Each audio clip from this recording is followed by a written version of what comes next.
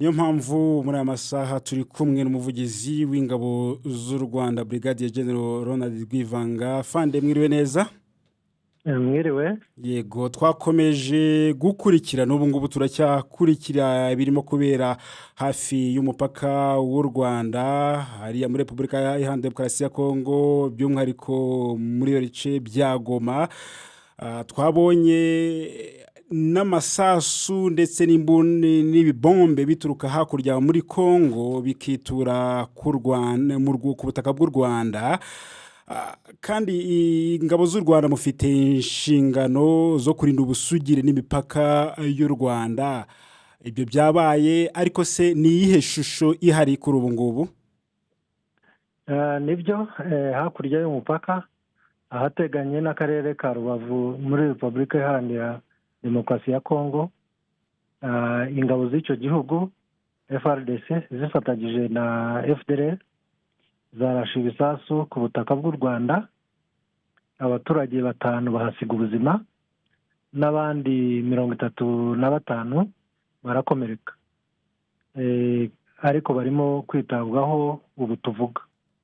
Barimo kwitabwaho hagana he? Muri centre de santé zitandukanye hirya no hino.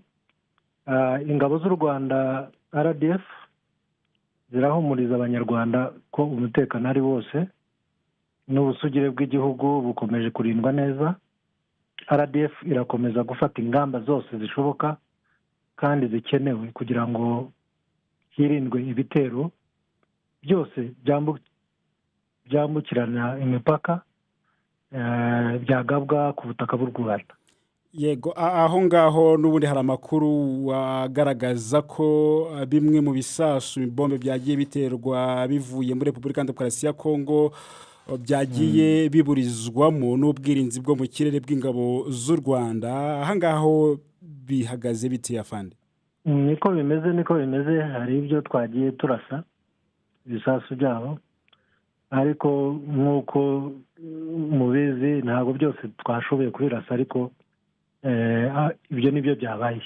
Ariko turimo kugerageza ibishoboka byose kugira ngo tuburizemo ibyo bisasu. Twabonye n'imodoka z'ingabo z'u Rwanda ifaru hariya mu karere ka Rubavu. Ese nuko bishobora gukomera bikaba byakomeza kugera mu Rwanda ibisasu bituruka muri Kongo, cyangwa se n'intambara ikaguka? Izo nizo ngamba navugaga, zose zishoboka kandi zikenewe kugira ngo twirinde ikintu icyo ari cyo cyose cyakwambukiranya umupaka.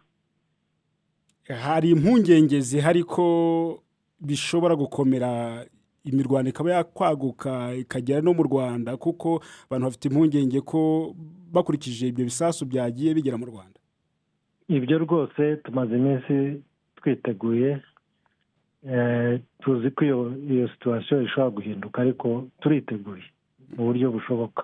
Yego, aho ngaho naho umuturage akeneye kumenya ngo ingabo z'u Rwanda muramuhumuriza gute kugira ngo yumve atekanye, atari kuvuga ngo arakora ibintu bye avuga ati nshobora kubivamo nkagenda?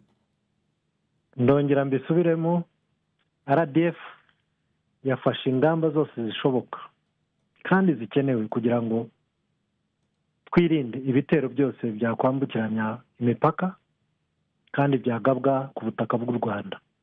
Ingabo zacu ziri tayari, kandi ndagira ngo mbizeze ko turimo gukora akazi nk'uko bikwiye.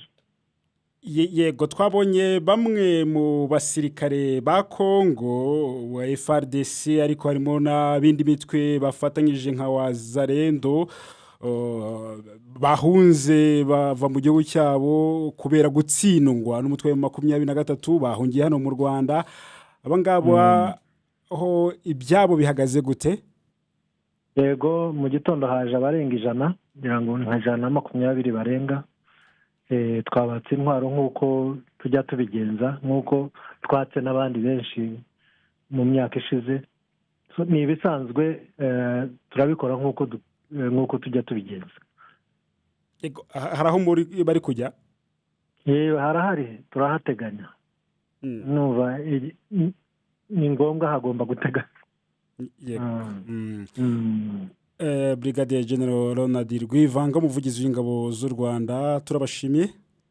murakoze cyane namwe.